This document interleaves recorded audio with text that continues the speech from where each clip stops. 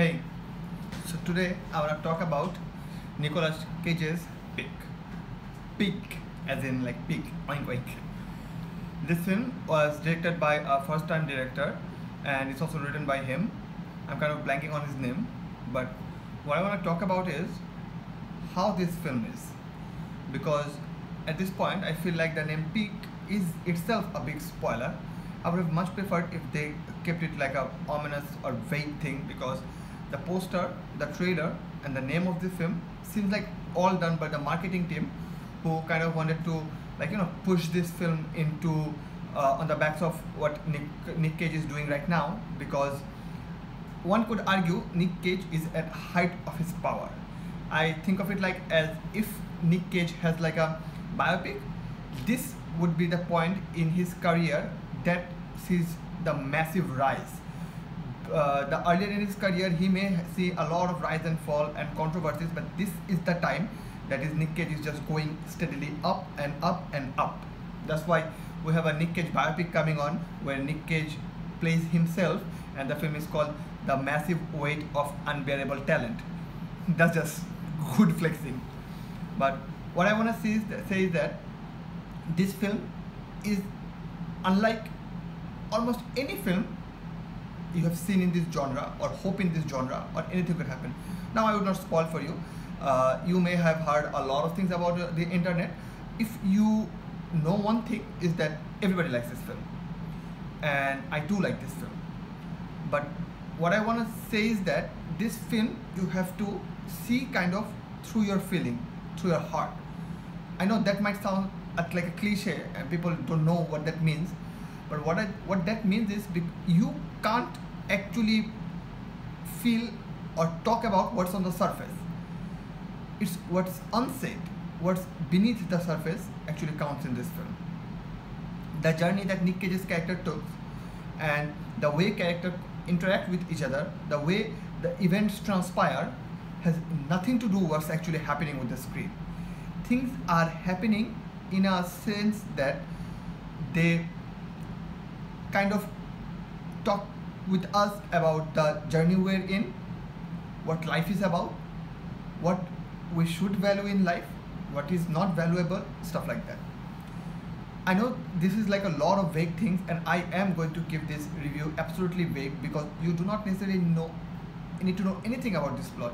I can spoil the whole film for you, but if you enjoy this film, you are going to enjoy this film just as much. Now, I haven't seen a lot of recent Nic Cage films, even though I want to see the Sam Sono one. I think it's called The Ghost of Shortland or something like that. I don't remember right now. But his films like Mandy and other films that he has done recently has been in my radar for a long time. But something about Pig just resonated with me. It's not because of what other people were saying. It's just that when I kind of watched the trailer, it felt like it's one thing, and I'm like, okay, I can get in from there. It sounds like that. But when a lot of people are talking about it, I kind of knew that this film was not what I was for. So it's like I wanted to watch this film for one reason, and during the whole journey, it kind of shifted, and I was like, okay, so I have to watch it for this reason, and I'm going to give you that reason. You should not watch this film for violence. You should not watch this film for evocative actions or kind of motivations or kind of ways that things happen. You should not watch this film for urgency.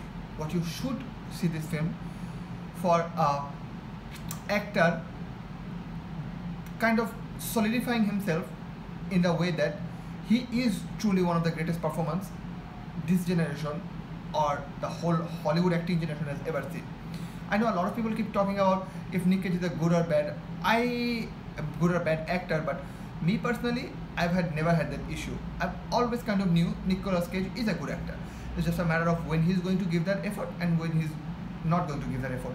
I think at this point a lot of people actually understand that, so that discourse has kind of shifted, but it has never been like an argument. I think people used to do it for like the memes of it, or like in a jokey way. This here, Nicolas Cage kind of goes in a depth that should be possible, the thing that is being present to us on the screen. Things happen in a very subliminal way. We have to look at this film through kind of like our feelings, where we can emote on a level that is not being presented on the screen, and that's where I think this film actually shines the most. You should see this film if you are in for a journey that not a lot of other films can offer you. You should see for the film that is devoid of obvious actions or cliches or things that happen in Hollywood movie. You should watch this film for, want to kind of retrospect about what life is, what is important in life, and kind of have a 1.5 hour in sort of a meditative state, because I believe that is what also Nic Cage is doing, and that is like a whole effort. And if you are into all of this, you should definitely watch this film. And I would say if you're not into this film, you should definitely give this film a chance. That's why I give this film 4 out of 5, because it's a really strong film, and you should definitely watch it if you have the time, because I think this film has a huge cult potential, and this will become a strong part of our culture going forward. And this is just one of the best films I guess Nicolas Cage has done in a long time, if not ever.